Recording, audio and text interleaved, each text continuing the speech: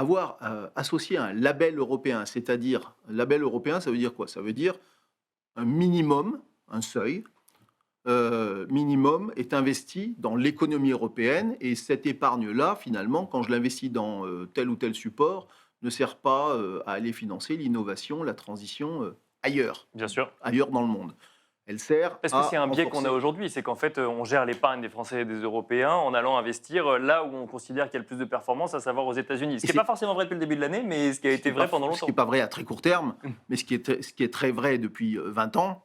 Et il est bien normal qu'on ne contraigne pas tel ou tel épargnant à investir sur une zone qui est moins performante qu'eux. Donc s'il souhaite investir aux États-Unis, il n'y a aucun problème avec ça, c'est bien normal. En revanche, ce qui est anormal, c'est de bénéficier d'avantages fiscaux pour investir et financer l'innovation ailleurs. Ça, c'est D'accord. pas acceptable.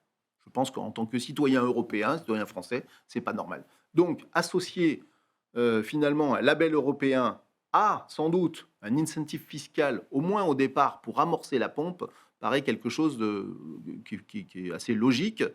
Et pourquoi c'est important? Parce que il faut qu'on arrive quand même, hein, c'est quoi le grand dessein derrière tout ça? C'est qu'en Europe, il faut qu'on arrive à créer le même cercle vertueux, ça ne veut pas dire le même modèle, hein, mais le même cercle vertueux que ce qui existe ailleurs dans le monde, notamment aux États-Unis, c'est-à-dire mobilisation de l'épargne, l'épargne investie dans les entreprises, lesquelles entreprises ça leur permet d'investir dans l'innovation, la transition, donc d'améliorer leur compétitivité, donc d'améliorer leur profitabilité, et puisqu'elles ont une profitabilité supérieure, à ce moment-là, un return, un rendement proposé pour les épargnants qui est supérieur. C'est pour ça que l'argent va plutôt aux États-Unis qu'en Europe aujourd'hui. Donc il faut créer ce cercle vertueux en Europe.